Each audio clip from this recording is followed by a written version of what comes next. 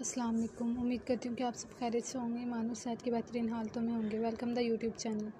किस्त नंबर 12 सैर होने तक सारा रहमान। ज़ैनी ने हिचकियों से रोते हुए मरियम को कश्मीर और मामा बाबा के बारे में बता दिया। ज़ैनी के दुख पर मरियम भी रोने लगी थी। इसके पास अल्फाज ही नहीं थे कि ज़ैनी को तसल्ली दे सके। ज़ैनी बस कर दो, और कितना रोना है, सब्र करो, दुआ करो इन सब के लिए, कश्मीरी के लिए।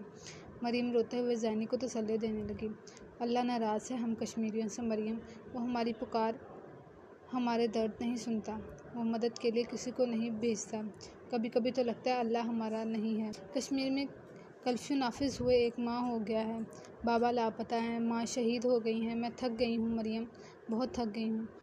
थोड़ा सा पानी पी लो और मेडिसिन भी ले लो। मरियम ने ज़ैनी को सहारा देकर बैठाया और पानी का गिलास ज़ैनी के लबों से लगाया। मेडिसिन देकर कुछ ही देर में ज़ैनी गहरी नींद सो रही थी। ब्लैक कॉफ़ी का मग लिए दाऊद ज़ैनी की डायरी उठाए टेरेस पर चला आया था। इब्तिदा के चंद सफ़ात खाली थे। कुछ सफ़ात पर आड़ी टेढ़ी लाइनों के अलावा कुछ भी नहीं था। बहुत अजीब हो तुम ज़ैनी, जिस तरह उलझी हुई तुम खुद लगती हो। तुम्हारी डायरी भी तुम जैसी है। दाऊद धीरे से हंसा था। चंद सफ़ात पलटने के बाद चंद अल्फाज ने इसके हाथ रोक लिए थे। अज़ियत की इंतहा तो इस वक्त होती है जब रोना चाहें तो आंसू भी साथ छोड़ दें। लफ्ज़ टूटने लगे, सांसें रुकने लगी। आप मदद के लिए पुकारो तो कोई सुनने वाला ना हो। आपकी तकलीफ़, अज़ियत का अंदाज़ा कोई नहीं कर सकता। आप बहुत अकेले हो जाएं, इतने अकेले कि दिल की तारीक गलियों में दर्द की चीखें ऊंची ऊंची दीवारों से टकरा कर दम तोड़ दें। आप घुटन के एहसास से सिसकियों का गला घूंटने की खातिर बेदर्दी से अपने लब पींच लें। लफ्ज़ थे या अज़ियत में डूबे हुए तीर थे। दाऊद को लगा था कि इसका दिल किसी ने मुट्ठी में ले लिया था। ऐसा क्या दुख है ज़ैनी को? दाऊद का जहन मज़ीद उलझ गया था। टेबल पर रखी कॉफ़ी ठंडी हो गई थी। बेचैनी और इज़्तिराब कैसी कैफियत में चीकैन घुमाता हुआ रूम से बाहर निकल गया था। ज़ैनी को सलाम करके मरियम अपने बिस्तर पर बैठी रोने धोने में मसरूफ़ थी कि रूम का दरवाज़ा बजने लगा था। ज़ैनी को सुलाकर मरियम अपने बिस्तर पर बैठे रोने धोने में मसरूफ़ थी। रूम का दरवाज़ा बजने लगा था। मरियम आंसू साफ़ करते हुए जल्दी से दरवाज़े की तरफ लिपकी। दाऊद तुम इस वक्त क्यों? क्या नहीं आ सकता मैं इस वक्त? अपनी कज़न पास आने के लिए अब मुझे वक्त देख कर आना पड़ेगा। दाऊद मुस्कुराते हुए मरियम को छेड़ने लगा। मरियम हंसने के बजाय ज़ोर ज़ोर से रोने लगी। हाय, ये बिन बादल बरसात, मेरे अल्लाह! दाऊद ने अपना सर पीट लिया। दाऊद मरियम का हाथ पकड़ ग्राउंड में ले आया था। दाऊद के पूछने से पहले ही मरियम बताने लगी। ज़ैनी का बुखार नहीं उतर रहा, अभी भी मेडिसिन दी है, मुश्किल से सुलाया है। वो बहुत रो रही थी दाऊद, वो बहुत दुखी है। यही पूछने आया था मैं भी तुमसे। चलो रोना धोना बंद करो ताकि सोचा जा सके हम इसके लिए क्या मदद कर सकते हैं।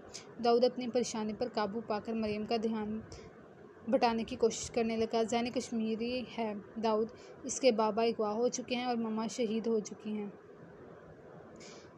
वो इसलिए डिस्टर्ब है। दाऊद मरियम की बात सुनकर चौंक गया था। चंद सेकंड सोचने के बाद दाऊद ने मरियम से पूछा, इसने इसके अलावा और कुछ बताया है? मरियम, नहीं दाऊद, और क्या बताती बेचारी, मरियम कहने लगी। इससे पहले ऐसा कुछ हुआ है जो कुछ अजीब हो, या तुमने ऐसा कुछ देखा है? मरियम, दाऊद को ये कहानी उलझी हुई लग रही थी। कुछ ऐसा था जो नहीं होना चाहिए था। मरियम सोचते हुए कहने लगी। दाऊद फिर रुक गई थी। लेकिन तुम क्यों पूछ रहे हो? क्या तुम ज़ैनी पर शक कर रहे हो? तुम जो बात कर रही थी वो बताओ मरियम, दाऊद सख्ती से बोला था। अगर ना बताऊं तो तुम मेरे दोस्त पर शक कर रहे हो, वो जो बीमार है और बहुत दुख से ही गुजर रही है। मरियम मुंह बनाते हुए कहने लगी। देखो मरियम, सब इतना आसान और सीधा नहीं है। ज़ैनी की जान को भी खतरा हो सकता है, वो भी गवाह हो सकती है, और तुम इसकी रूममेट हो, तुम्हारे साथ भी कुछ गलत हो सकता है। इसलिए मुझे सब बता दो। मैं दुश्मन नहीं हूँ तुम्हारा। दाऊद कदरे नरम लहजे में बोला था। दाऊद, अगर मैं बताऊंगी तो तुम सब ठीक कर दोगे ना? मरियम मासूमियत से पूछने लगी थी। जब पता है तुम्हें फिर तंग क्यों कर रही हो? जल्दी बताओ, फिर मैंने जाना भी है। दाऊद, जब हम रिसर्च सेंटर से वापस आ रहे थे तो मुझे 2 दफ़ा ऐसा लगा था कि कोई हमारा पीछा कर रहा होता था। میں نے زینی سے کہا تو اس نے مضبوطی سے میرا ہاتھ پکڑ لیا تھا اور مجھے کہنے لگی کہ تمہارا وہم ہے اور اب میں پیچھے مڑ کر نہ دیکھوں۔ کیا زینی کو خطرہ ہے؟ داؤد، تم اس کی ہیلپ نہیں کرو گے کیا؟ داؤد سوچ میں گم تھا۔ مریم نے اس کا کندھا ہلایا تھا تو داؤد چونک گیا تھا۔ تو تم پریشان نہ ہو گڑیا، میں ہوں نا، داؤد مریم کو تسلی دیتے ہوئے کہنے لگا تھا۔ آ جاؤ، روم میں چلیں، پھر تم مجھے اچھی سی کافی پلائیں۔